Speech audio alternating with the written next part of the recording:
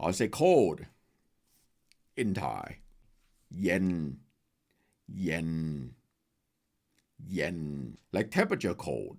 Now, let's use that in a sentence. The air conditioning is way too cold. Air เย็นมาก Air เย็นมาก means the air conditioning is way too cold today. Okay? I'm phrasing. Alright? You can add ครับ or ค่ะ at the end. For male speaker, add ครับ at the end to show politeness. And female speaker adds ค่ะ at the end to also show politeness.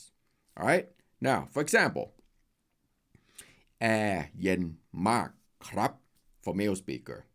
แอร์เย็นมากครับ And for female speaker, แอร์เย็นมากค่ะ แอร์เย็นมากค่ะ means the air conditioning is way too cold. What's wrong with you? Okay? Practice that.